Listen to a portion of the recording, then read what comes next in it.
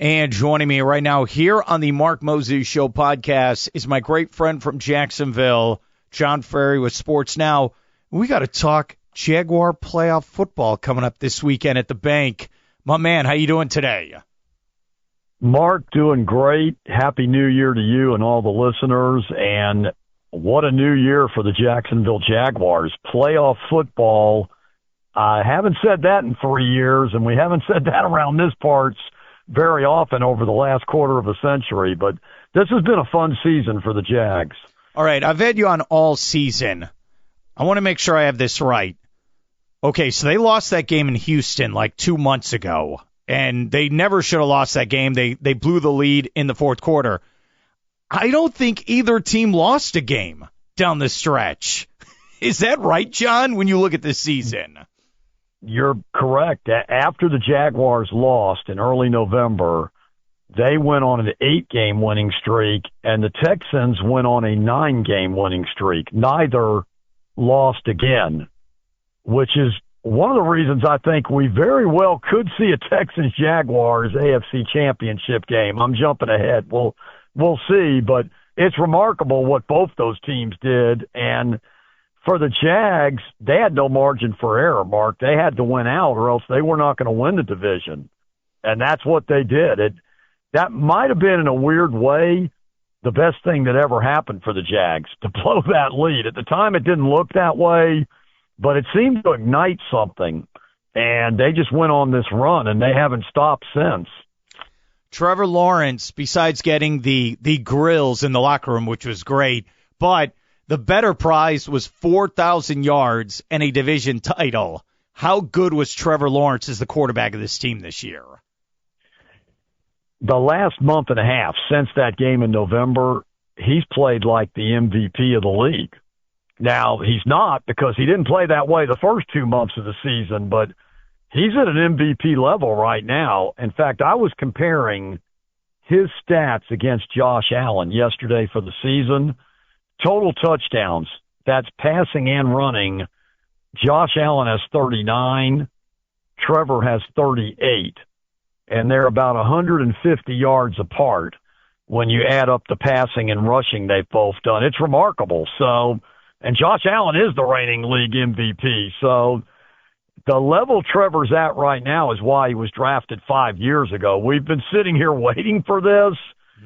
Full disclosure, I had pretty much given up we were going to see it, and something has ignited, whether it's the experience of 5 years, whether it's Liam Cohen's system. It might be a combination of everything, Mark, but it's great to see it pay off because the Jags invested the money in Trevor, and this is why. What we're seeing now is exactly why they did it. All right, we're here with John Frary, Sports Now, talking Jaguars football. Before we get to the playoff game, Liam Cohen, who you brought up, year one, wins the division. In your eyes, should he be coach of the year in the NFL? Yes, for what he inherited. I don't think he will be, but yes, in my eyes, he should be. This team won 4 games last year. Basically, it's the same personnel from a year ago. Now, there's a couple of key free agents on the offensive line and in the secondary that certainly helped. I don't want to not give certain people their fair share of the credit, but overall, it's the same team, and getting what he's gotten out of Trevor Lawrence, which is the main reason he was hired, Mark. That's what every coach has been hired to do here since Trevor was drafted. He's the only one that's gotten Trevor to this point. Even Doug Peterson in that playoff year didn't get Trevor to play at this level, so I think he should be coach of the year, and in NFL history, and that's a long time, he's the first-year coach to inherit a team with 4 wins and turn around and win 12 or more the next season. So Liam's got a lot going for him, why he should get that award.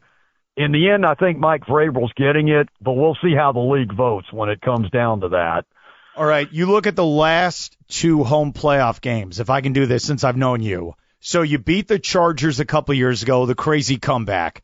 Before that, I think, 9-7 overall? You win the division, and you host Buffalo and get the win.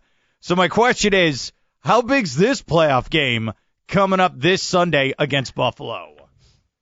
I think it's bigger than either one of them because in those 2 years, I never got the feeling the Jags could go to the Super Bowl. It was great seasons. We were glad to be in there. But Duval County, I don't think, had this feeling either. With this team, they could go to the Super Bowl. This is wide open this year. And that if Trevor Lawrence continues to play at this level, I think they're going to the Super Bowl. I can't believe I'm saying that. Now, that's a tall task. It's the playoffs, and this is the best of the best, but there's no Patrick Mahomes in Kansas City in this year. Lamar Jackson's at home.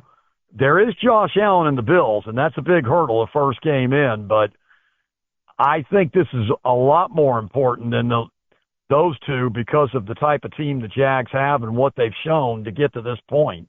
What scares you about the Buffalo Bills then in this matchup? Well, Josh Allen, first and foremost, his experience, their experience in the playoffs, because the Bills have been a playoff team year in and year out for years. Kansas City's the only reason Josh Allen doesn't have a Super Bowl ring. In my opinion, he would have had one, if not two. So that scares me. I think him running out on the boundary probably scares me the most because the Jaguars have the number one rushing defense in the league, but you don't face many quarterbacks like Josh Allen, the size to begin with, and just the way he makes big plays and the experience. So that's what concerns me going into this game. Okay. What do the Jaguars need to do to get this victory then? I think they need to keep doing exactly what they've been doing, is have the big plays in the passing game, avoid the mistakes, mainly the turnovers, which Trevor has avoided since that Arizona game. There haven't been many. And defensively, make Josh Allen's life miserable. I mean, get to him. Get a couple of takeaways, which this Jaguar defense has been doing all season. But predominantly, Trevor Lawrence just continuing to play the way he's been playing, I think is going to be enough to get this done, Mark. Now, Buffalo's going to have something to say about that on Sunday, but I think the Jags are going to win this in a tight game because these are two very good teams, and the Jags are actually the underdog, at least. Yeah. The last time I checked, Buffalo was a 1.5 point favorite in Jacksonville. Having said that, I like the Jaguars by 4 on Sunday. You know what's very key to any playoff game? You have to start right. You cannot start slow. You know this personally. You're not taking on Cleveland or Tennessee. There is a team on the other side of the field. They want to win. You just brought it up. They know how to win in the playoffs. You cannot start slow. You cannot turn the ball over. I mean, you saw this a couple years ago against the Chargers. Luckily, they woke up late and the Chargers choked it away. How key is a fast start for the Jaguars in this game? Huge. And they won't get away with what they did against the Chargers 3 years ago. You're right. Not against the Bills, they won't. The Chargers were kind of like the Jags. They didn't have experience in the playoffs either back then. The Bills do. And if the Jags have 2 turnovers in the first half, that leads to a couple of Bills touchdowns. That's trouble. They need to take the opening drive, go right down there, and take care of business, get a touchdown, and get out in front, get the crowd in the game.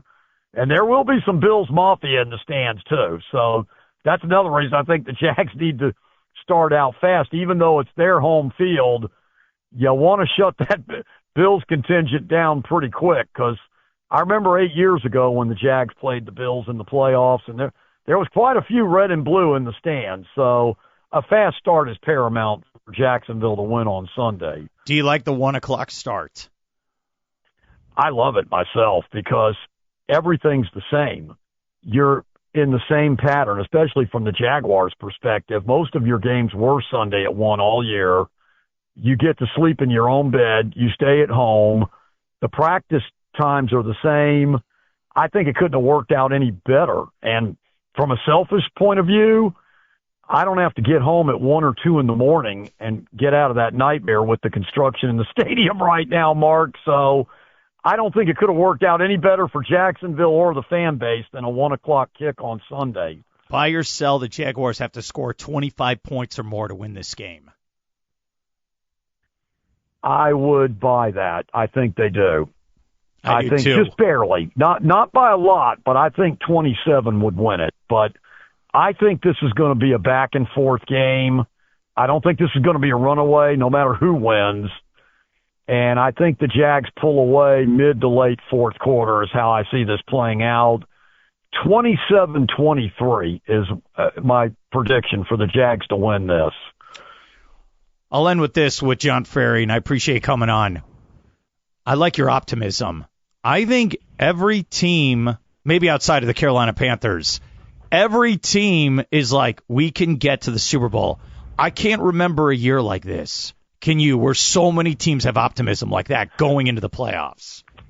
I can't either, especially in the last 20, because we've either had a team called the New England Patriots with Tom Brady or a team called the Kansas City Chiefs with Patrick Mahomes, and we don't have either in this year's playoff field in the AFC. And the Eagles are not the Eagles of the past 3 years. They could make the Super Bowl, but they're not as dominant in the NFC. And so I do think this is wide open. I agree that the Carolina Panthers, I think, are the only team that I would be shocked if they made the Super Bowl. But anybody else, you could have a plausible reason why you think they're going to advance, and you could be correct. And this is going to be a lot of fun to see how this plays out.